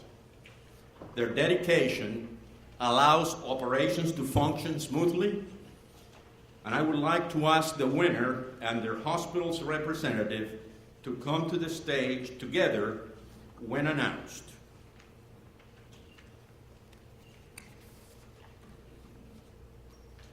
The System Employee of the Year winner is Molly Grinstead, Children's Health System.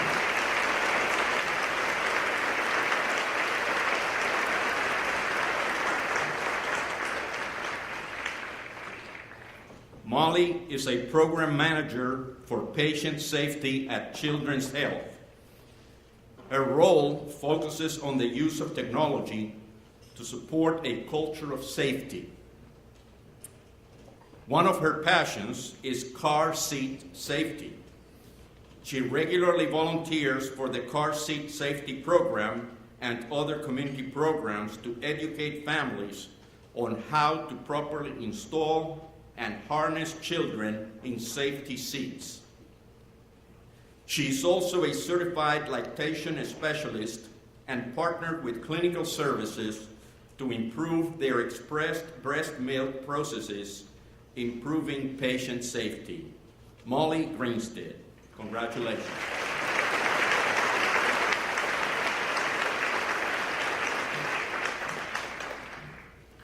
So, as everybody here knows, in a hospital or a hospital system, nobody does anything alone. And I'm really lucky to have a very supportive team, a very supportive manager, Courtney Thompson, and senior director and vice president who helped me with a lot of these projects. I had a baby last year, and so I couldn't be more thankful just for the wonderful supportive workplace that I have and the feedback that I get that helps me improve and do good things for our hospital system. And then, of course, my husband, who's a co-parenting champion, who is here with me today. So thank you all very much. I'm really excited.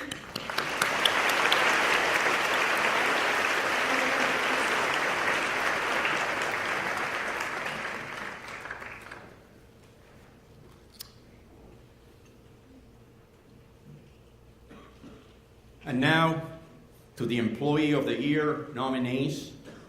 And those nominees are Rick Green, registered nurse, Baylor Jack and Jane Hamilton Heart and Vascular Hospital. Mary Johnson, registered nurse, Baylor Scott and White All Saints Medical Center, Fort Worth. Leah Goad, recreational therapist, Baylor Scott and White Institute for Rehabilitation. James Sullivan, nurse supervisor, Baylor Scott and White Medical Center, Carrollton. Angela Maxwell, labor and delivery nurse, Baylor Scott and White Medical Center, Grapevine. Megan Autry, registered nurse, Baylor Scott and White Medical Center, Irving. Jackie Villa, director of informatics, Baylor Scott and White Medical Center, Lake Point. Mary Beckham, registered nurse, Baylor Scott and White Medical Center, McKinney. Ardell Taylor, registered nurse care manager, Baylor Scott and White Medical Center, Plano. Ariha Mashalalad, nursing assistant, Baylor Scott and White Medical Center, Sunnyvale. Rotani Rendezvous, registered nurse, Baylor Scott and White Medical Center, Waxahachie. Patricia Rogers, administrative assistant, critical care, Baylor University Medical Center. Lamar Parrott, registered nurse, the Heart Hospital, Baylor, Plano. Stacy Smith, clinical nurse ethicist, Children's Health. Gordon J. Burton, senior surgical biomedical technician, Cook Children's. Vicki Birch, clinical specialist respiratory therapy, JPS Health Network. Sarah King, nurse supervisor, Kindred Hospital, Arlington. Craig McCabe, licensed vocational nurse, Kindred Hospital, Dallas. Philip Bull, transplant coordinator, Kindred Hospital, Dallas Central. Kira Wright, patient advocate, Kindred Hospital, Fort Worth. Jimmy Trott, radiology supervisor, Kindred Hospital, Mansfield. Crystal Dillon Foster, admissions coordinator, Kindred Hospital, Tarrant County, Fort Worth, Southwest. Carrie Spillman, registered nurse neonatal intensive care, Medical City, Alliance. Kimber Wingard, registered nurse neonatal staff, Medical City, Arlington. Ophelia Davis, apheresis supervisor, Medical City, Dallas. Misty Brown, registered nurse, emergency services, Medical City, Denton. Kimberly Heyman, registered EEG technician, Medical City, Fort Worth. Shahina Farwani, registered nurse neonatal intensive care, Medical City, Las Colinas. Brenda Kennedy, emergency services supervisor, Medical City, McKinney. William Hine, registered nurse cardiac unit supervisor, Medical City, North Hills. Angela Rodriguez, clinical dietitian, Medical City, Plano. Chris Frazier, cardiology reimbursement coding specialist, Methodist Charlton Medical Center. Jennifer McDougall, registered nurse, neonatal intensive care, Methodist Dallas Medical Center. Chad Mitchell, facility tech 3, Methodist Mansfield Medical Center. Manny Labetsida Jar Chow, education specialist, Methodist Richardson Medical Center. Debbie Lewis Washington, support service call representative, Parkland Health and Hospital System. Joni Bells, registered nurse trauma coordinator, Texas Health Arlington Memorial. Joel Moss, clinical pharmacist, Texas Health Harris Methodist Hospital Alliance.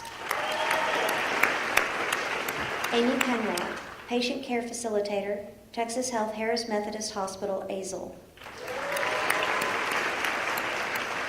JoBeth Lind, lead ultrasonographer, Texas Health Harris Methodist Hospital Cleburne. Randy Kirkland, registered nurse, Texas Health Harris Methodist Hospital, Fort Worth. Patsy Celestine, patient care technician, Texas Health Harris Methodist Hospital, Hurst Euless, Bedford.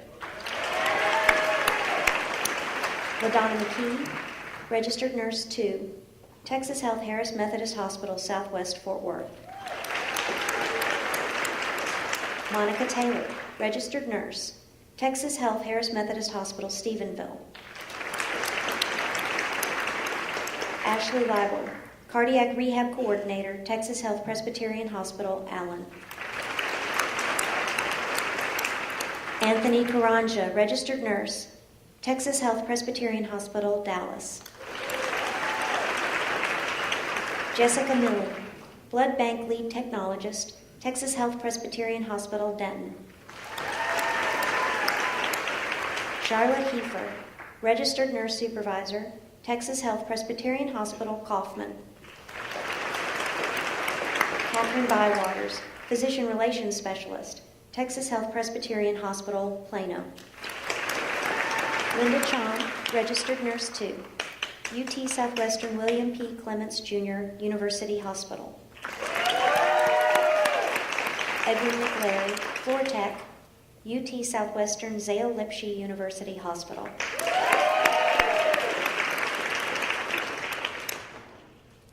Now, ladies and gentlemen, a round of applause for our 2018 Employee of the Year nominees.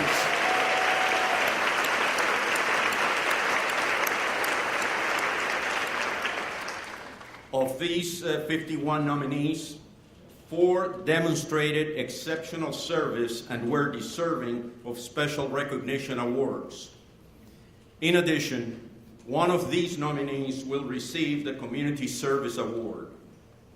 Finally, we will announce the top 4 winners of our Employee of the Year Award. As we announce the winners, we encourage their hospital representative to accompany them to the podium. The Community Service Award honors those who dedicate their time to the community where they live. They are extraordinary individuals whose lives are defined by volunteering for a cause that touches their heart.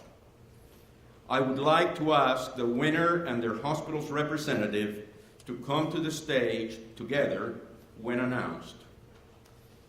And the 2018 Community Service Award goes to Leah Goad, Baylor Scott and White Institute for Rehabilitation.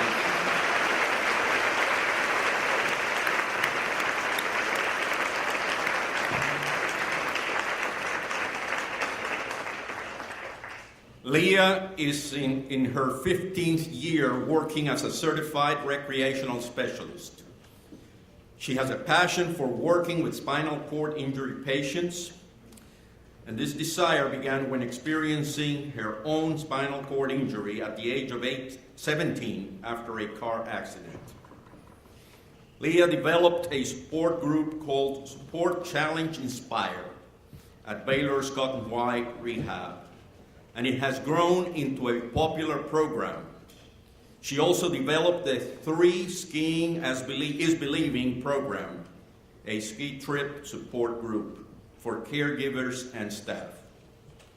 Leah also serves as a volunteer on the Program Development Committee for Rise Adaptive Sports. Congratulations, Leah Gold, on your award.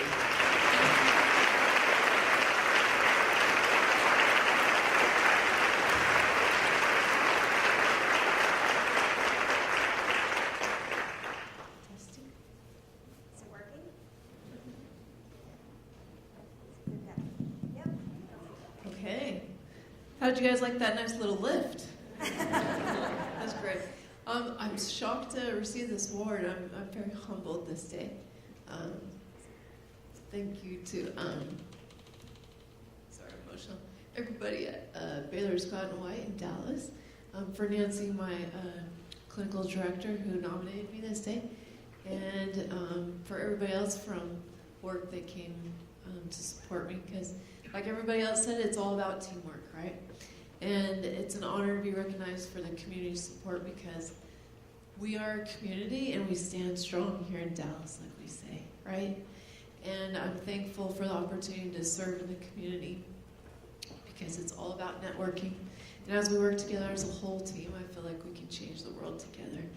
And I appreciate you guys and the support in this award. Thank you.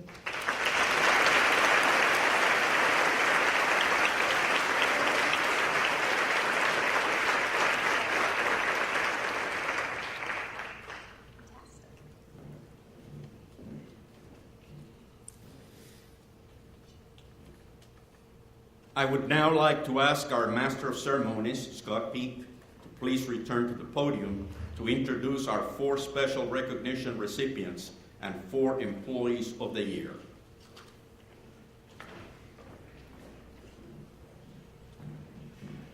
Thank you, Ruben.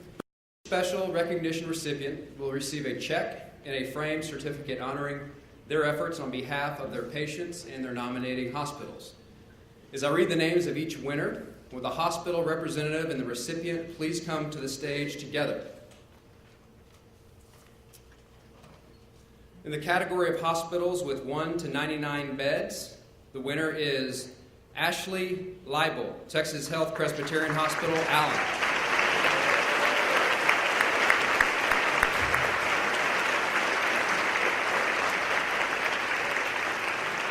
Ashley has been at her hospital since 2013 as the coordinator of cardiac rehab. She serves on the board of directors for Texas Association of Cardiovascular and Pulmonary Rehabilitation.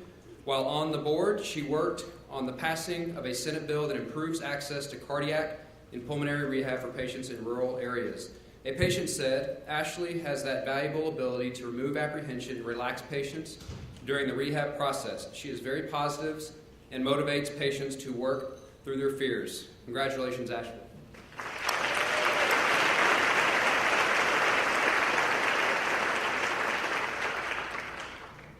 Wow. I'm just so incredibly thankful to be here with all of these amazing people. I was just thinking about it last night, and 5 years ago, I was trying to figure out where I was going to do my internship, and I was finishing up my undergrad, and I am so incredibly lucky that I ended up with Texas Health. I fell in love with their culture, and they fell in love with me and hired me. And I'm just so very grateful for this award. Thank you.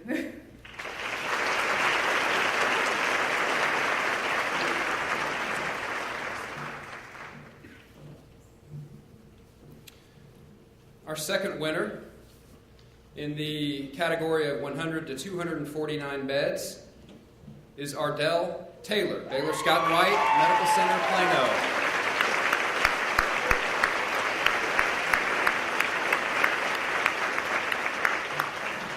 Ardell has been a nurse for 30 years and works full-time as an RN care manager. She coordinates inpatient and transitional care for patients.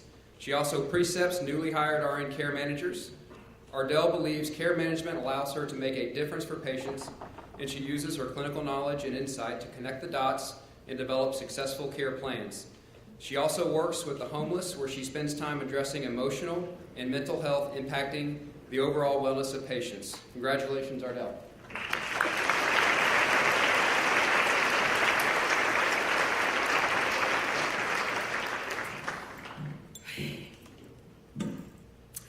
First of all, since all my Baylor Plano couldn't come up with me, if I could ask them to please stand. My Baylor Plano family.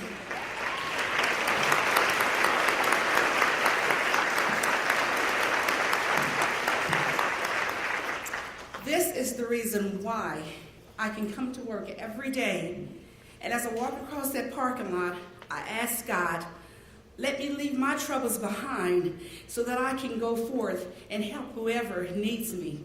And with this team that I work with every day, every morning I come to work, I can just think, when you have a president that can see you in the parking garage and speak to you and know your name, that's more than anything. And I just want to thank you. I just want to thank my Baylor family.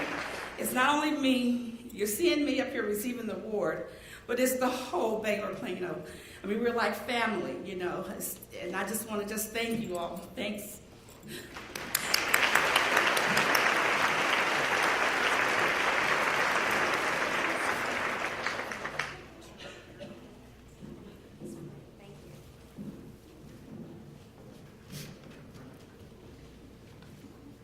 Our third winner in the category of 250 to 499 beds is LaDonna McKee, Texas Health Harris Methodist Hospital, Southwest Fort Worth.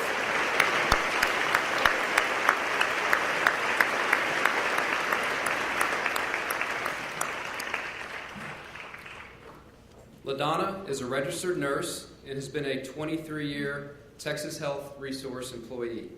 She started the cards and the charts where staff that cared for patients signed their names and wished them a speedy recovery. LaDonna has been recognized as a Great 100 Nurse, a TNA Volunteer of the Year, Outreach Member of the Year, and the Nursing Nightingale Award. Please join me in congratulating Madonna.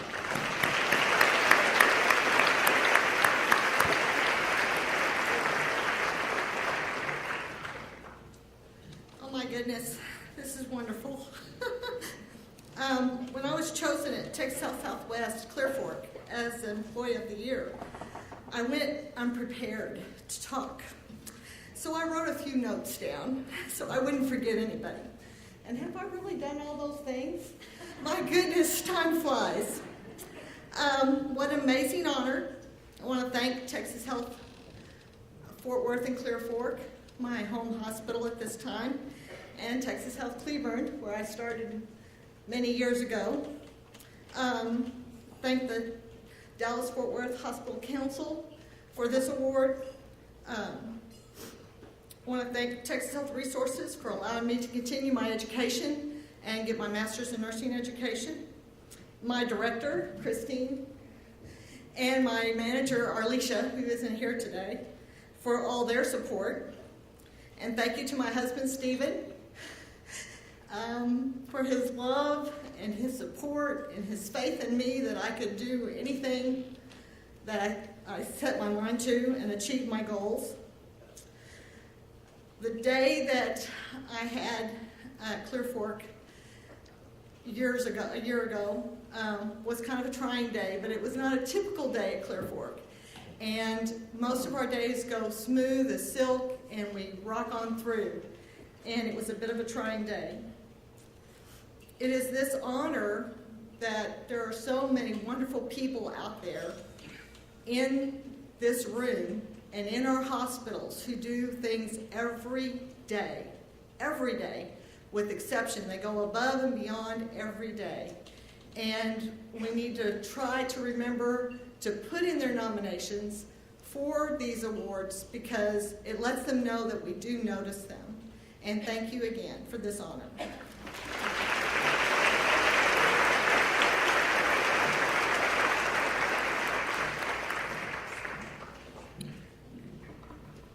Our fourth winner, the category over 500 beds, is Anthony Caranja, Texas Health Presbyterian Hospital, Dallas.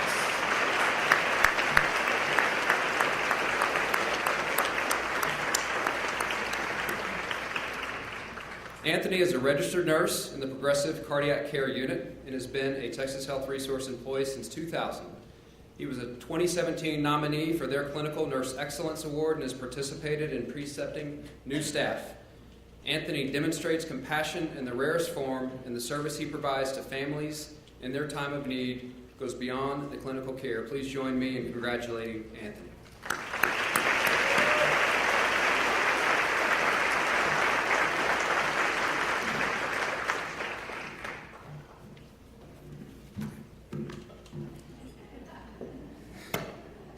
Thank you, everybody. I'm kind of dizzy a little bit. As everybody has said, this is a teamwork.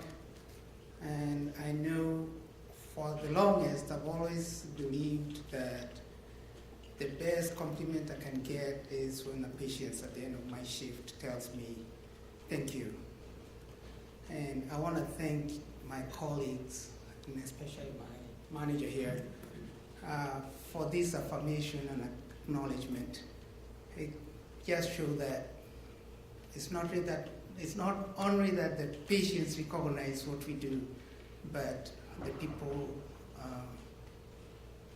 in the hospital management, they also do. Thank you very much.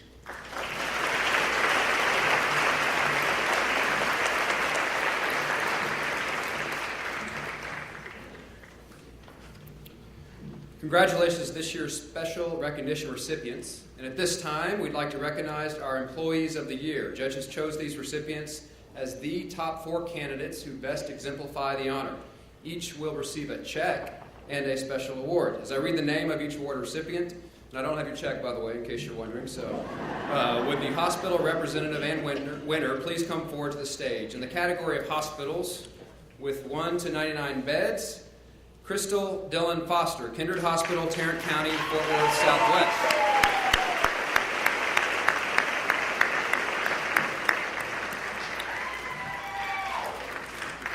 Crystal is an admissions coordinator for Kindred. She started as a young child volunteering with her mother in nursing homes and then working as a CNA in medication aid. She joined Kindred in 2007 as a CNA. She also leads her church outreach as head of their hospitality team, where she developed a monthly Love Blitz, where they go into the community and serve low-income and women's shelters residents. Congratulations, Crystal.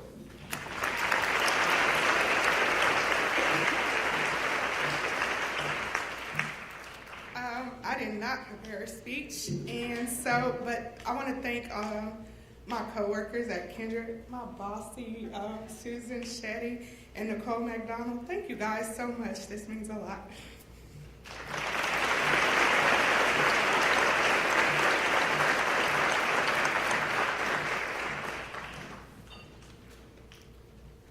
Our second winner, category 100 to 249 beds, James Sullivan, Baylor Scott and White Medical Center, Carrollton.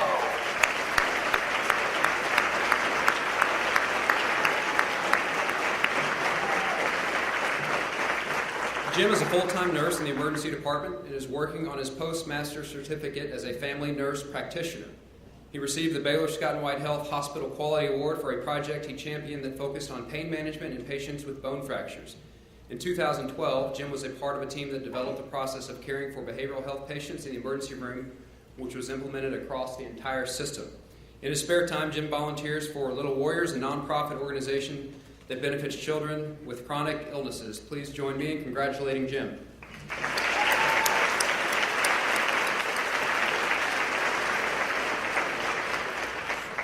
I don't have a speech either, so this is a total surprise.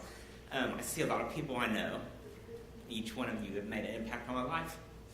And you put me where I am today, so this is for you and for everyone that we take care of. Thank you very much.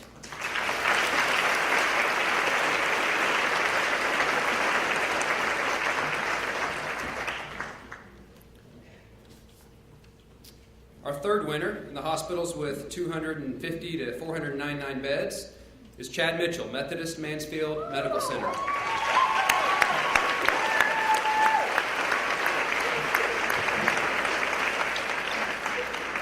Chad serves as a facility tech and is known for his service to others. He is a carpenter and enjoys repairing the electrical or plumbing needs of the hospital. Chad helped develop the standard operating practices for hospital refreshment stations to help the staff with cleaning so machines would operate efficiently for guests. It is not uncommon for Chad to carry food trays for the elderly, help families locate their car in the parking lot, or walk patients and family members to their destination when they get lost. He says, "It makes me feel good when I can help others. Not all of us can do great things, but we can do small things great with love that makes a difference." Congratulations, Chad.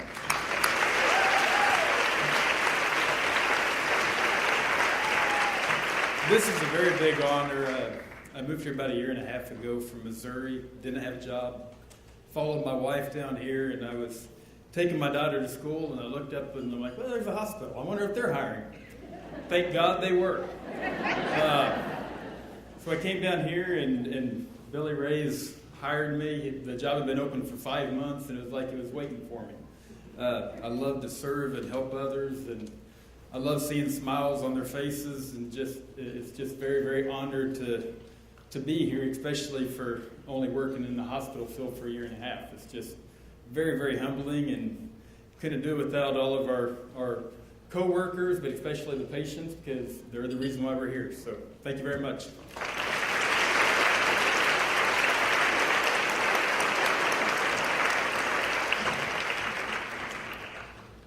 And our fourth winner, the over 500-bed hospital category, is Brendy Kirkland, Texas Health Harris Methodist Hospital, Fort Worth.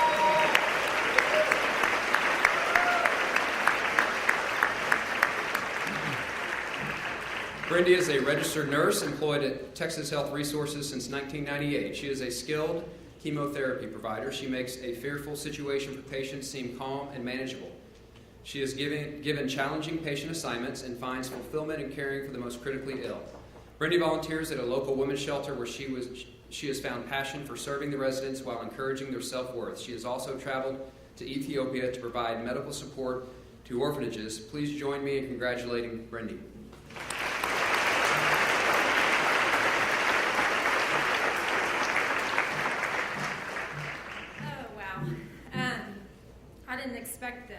don't have a speech either.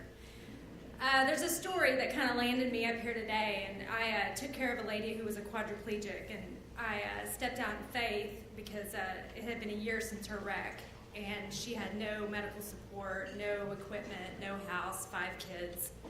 It was a terrible situation, and my inner voice, my Christian faith said, you got to make a move, and Jesus said, I'll take it from here. So I fought him. I said, I'm not doing it.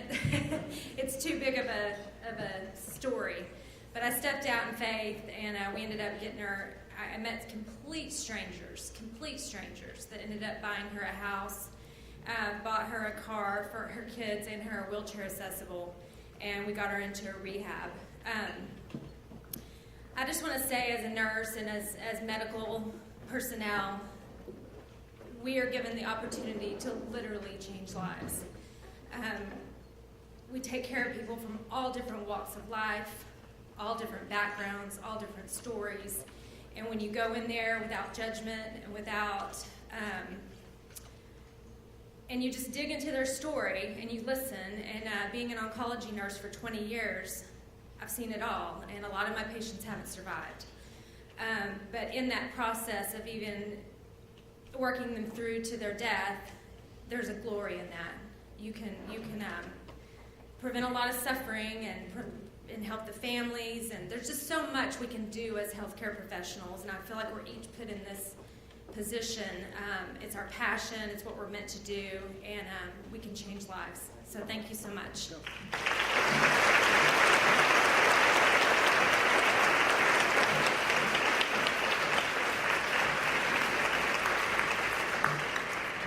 Thank you and congratulations, Brendy. We have made it to the end of our program. I don't think we've had a single Steve Harvey moment. I think we got all the winners right. And I won't ask for a show of hands. Many of you were thinking, all right, 2 hours and I'm going to have another piece of chicken. But first off, the chicken was good. And what an inspiring day, right? If you can't leave this place inspired, then I don't know where you can. And so I want to thank our sponsors for making this possible. Thank the hospital council staff for a wonderful luncheon. Rebecca, thank you for your inspiring words. And to all of you who were nominated, it's such an honor to be nominated. Think of that. Among all the employees at your hospital, your leaders chose you as somebody who's making a difference.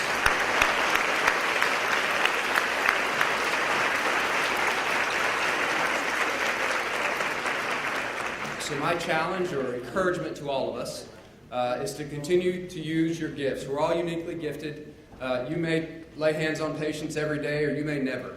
But every single one of you makes an impact, and so keep making an impact where you're serving. God bless. Have a great day.